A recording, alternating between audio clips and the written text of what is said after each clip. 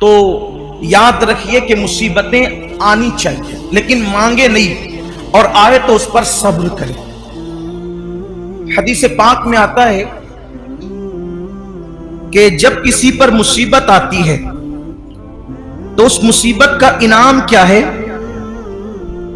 وہ سنیں۔ چونکہ اب ہمارے پاس مختصر سا وقت بچا ہے، اب اس کی تفصیل میں نہ جاتے ہوئے کچھ روایت پڑھنا چاہتا ہوں تاکہ پتہ چلے مصیبت کا انعام کیا ہے۔ اللہ کے حبیب صلی اللہ علیہ وآلہ وسلم فرماتے ہیں قیامت کا دن ہوگا، قیامت کا دن، قیامت کے دن میں آواز لگائی جائے گی، ندا کی جائے گی، اعلان ہوگا، اے وہ لوگوں جن لوگوں نے اللہ سے اپنا اپنا قرضہ واپس لینا ہے، اے وہ لوگوں جنہوں نے اللہ سے اپنا اپنا قرض واپس لینا ہے، جن کا اللہ قرض دار ہے، سمجھانے کے لیے، جن کا اللہ قرض دار ہے، جنہوں نے اللہ سے قرض واپس لینا ہے، وہ سب آؤ، وہ سب جمع ہو جاؤ، اللہ تبارک و تعالیٰ آج قرض تمہیں لوٹائے گا۔ جو اللہ تمہارا قرض رکھتا ہے وہ اللہ تمہارا قرض ادا کرے گا۔ لوگوں کو حیرت ہوگی، لوگ پریشان ہوں گے کہ آخر اللہ کیسے مقروض ہو سکتا ہے؟ اس نے تو سب کو نعمتیں دی، دولتیں دی، عزتیں دی، وقار دیا، شان دیا، عظمت دی، سب دیا، تو اللہ تبارک و تعالیٰ پر کسی کا قرض کیسے ہو سکتا ہے؟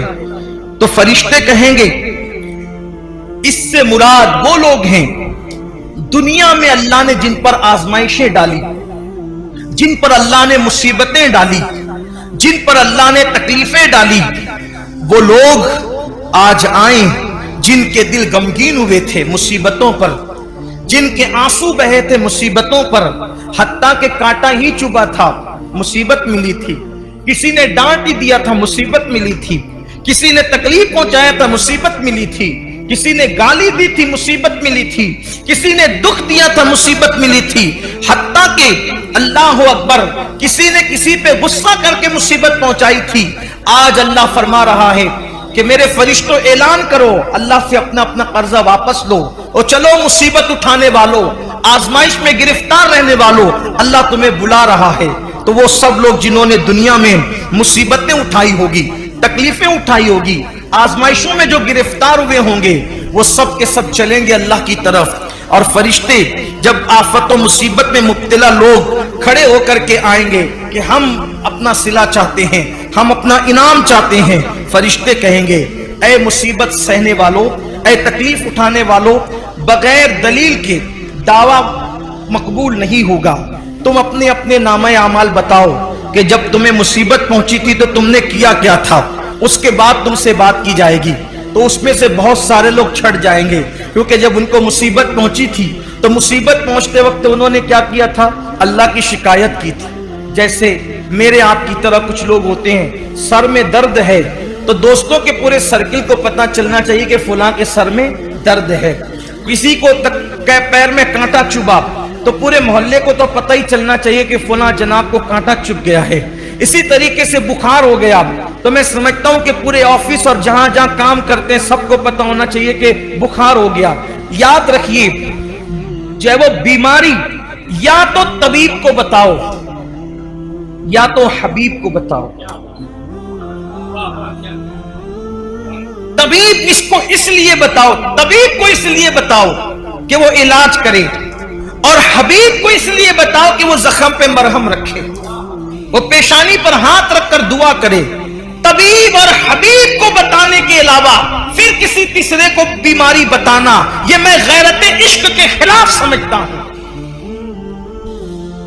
منہ میں چھالے آ جائے تو پوری دنیا کو پتا چلے منہ میں چھالے آ جائے، سر میں درد ہو تو پوری دنیا کو پتا چلے، یہ شکایت ہے اللہ کی۔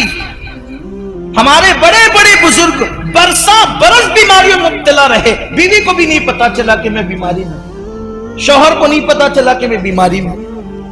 کچھ ایسے بھی تو ہو جو یار کے لیے کچھ برداشت کریں، بلکہ آپ کو حیرت ہوگی، حیرت، مصطفیٰ جان رحمت صلی اللہ علیہ وآلہ وسلم نے किस तरह गैरत तौहीद सहाबे किराम के दिलो दिमाग के अंदर रचा बसा दिया था कि एक मर्तबा जिब्रील अमीन अल्लाह के रसूल की बारगाह में आए और आने के बाद पूछा, या रसूल अल्लाह, अल्लाह आपको सलाम कहता है और अबू बकर को भी सलाम कहता है, मेरे आका के यार की शान क्या है, मेरे आका के यारों की शान क्या है। महबूब के कदमों में बैठकर इस मकाम पर फाइज हुए कि जिन्हें खुदा भी सलाम कहता है। अल्लाह आपको और अबू बकर को सलाम कहता है और अल्लाह पूछ रहा है, आका या रसूल अल्लाह, अल्लाह पूछता है आपसे कि आप अबू बकर से पूछिए कि अब तो उनकी तबीयत ठीक है ना।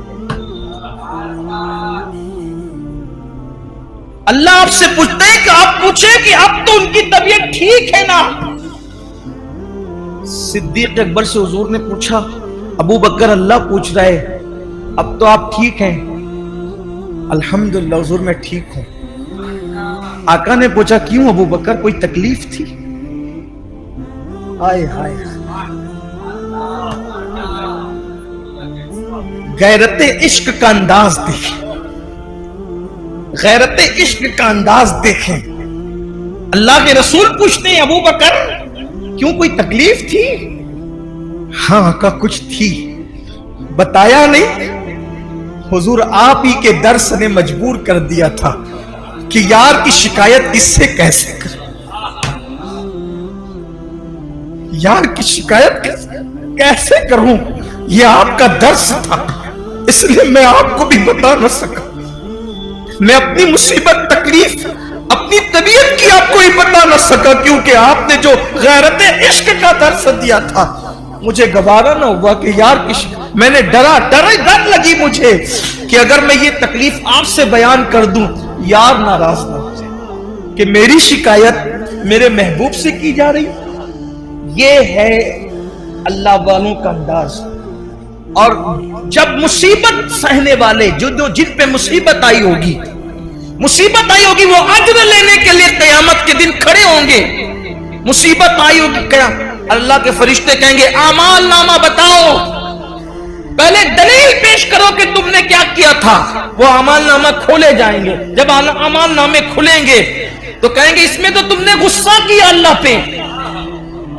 कुछ लोग कहते हैं ना, अल्लाह को मेरा ही घर मिलता है बीमारी के लिए, माअल्लाह, मारने के लिए मेरा ही बेटा मिला था, मेरी बीवी मिली थी। अरे तेरी क्या बीवी और तेरा क्या बेटा, वल्लाह अगर खुदा उसको पैदा न करता तो वो तेरी बीवी कब होती, अल्लाह न देता तो वो तेरा बेटा कब होता, अल्लाह न देता तो वो तेरा माल कब होता।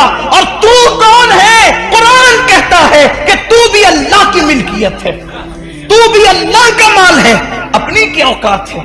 तो अज्र जाय न करो बहवेला करके, मुसीबतों पर जो अज्र मिलने वाला है अल्लाह ताला की शिकायत करके जाय न करो। सिद्दीक अकबर जैसा ज़र्फ तो नहीं हो सकता, लेकिन कुछ तो सीखो। एक वाकया मैंने शायद तफसीर कुरान में इस साल बयान किया कि एक बुजुर्ग थे, उन्होंने उनकी बीवी से कहा कि मैं तुम्हें तलाक दे देना चाहता। बीवी ने कहा कि क्यों? कहा कि इसलिए कि जब से शादी भी तुम बीमार नहीं पड़ती, और यहां तलाक इसलिए दी जाती है कि जब से शादी भी सबसे बीमारी पड़ी रहती है। यह भी है नौबत है। और जो किसी की बीमारी पर उसको दुख दे तो वो भी बीमार होगा, और ऐसा बीमार होगा कि कोई इलाज ना कर सके। बीवी बीमार पड़ गई तो किस्मत है। लोग कहते हैं धोखा दिया, हमें बताया नहीं था पहले से। ठीक है, बता दिया जाता तो अच्छा होता, लेकिन अगर नहीं बताया तो वो तो महबूब आ गई अल्लाह की तेरे घर में। जिनको बीमारियां दी जाती वो महबूब होते, जिनको मुसीबत दी जाती वो महबूब होते, जिन्हें तकलीफ दी जाती है महबूब होते। बुजुर्गों ने कहा, अगर फिरौन को कभी सरदर्द होता तो कभी खुदा होने का दावा न करता।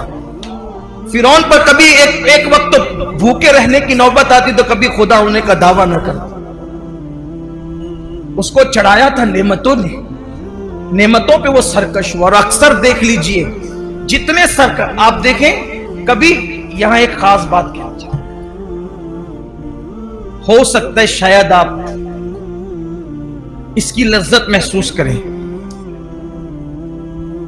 किसी फाका कश ने कभी खुदा होने का दावा नहीं किया। किसी बीमारी में मुब्तला रहने वाले ने कभी खुदा होने का दावा नहीं किया। किसी कमजोर और नातवा ने कभी खुदा होने का दावा नहीं किया। हाँ, अगर आपको झूठे खुदा मिलेंगे तो वो ऐश परस्तों में मिलेंगे, और अगर अल्लाह के औलिया मिलेंगे तो फाका कशों में मिलेंगे। कमजोर और नातवानों में ढूंढ लो अल्लाह के वली, और मालदार और अय्याशों में ढूंढ लो झूठे खुदाओं की एक कतार मिल जाएगी। इसीलिए तो कहा गया कि खड़े होकर पेट भरकर नफिल नमाज पढ़ने से अफजल है कि भूखे रहकर बैठकर पढ़े। इसलिए कि जब इंसान भूखा रहता है तो अल्लाह के अनवार उसके पेट में दाखिल होते हैं, खुदा का नूर पेट में उतरता है। एक तवील उन्मान है, बहरहाल अर्ज कर रहा था कि जल्दी जल्दी गुफ्तगू समेटी जाए। बहुत खूबसूरत सा उन्वान है, लेकिन आइंदा हफ्ते के लिए नहीं रखेंगे, इसी महफिल में इसको खत्म करेंगे। उन्होंने कहा कि तुम जब से बीमार पड़ी हो, जब से तुम शादी हुई, तुम पे बीमारी नहीं है। उसने कहा बस यही बात है। कहा अगर तुम अल्लाह की बंदी, प्यारी बंदी होती तो जरूर तुम्हें कोई ना कोई तकलीफ आती, लेकिन कोई तकलीफ तुम्हें मैं नहीं देखता। इसका मतलब तुम मरदूद हो, मरदूद। अब मरदूद को अपने घर में कैसे रखो? उसने कहा अगर यही बात है तो जरा कमरे में आ जाए, मेरे खास कमरे। वो बुजुर्ग को खास कमरे में ले गई, और जब अपनी पीठ से कपड़ा हटाया तो नासूर था और उसमें कीड़े चल रहे थे। बुजुर्ग ने कहा ये क्या है? कहा यही बीमारी है, यही तकलीफ है। हम मुझे बताया नहीं? कहा यार की शिकायत करते हुए शर्म आती थी। अल्लाह की शिकायत कैसे? बीमारी बताती तो हो सकता यार कहता कि मेरी शिकायत कर।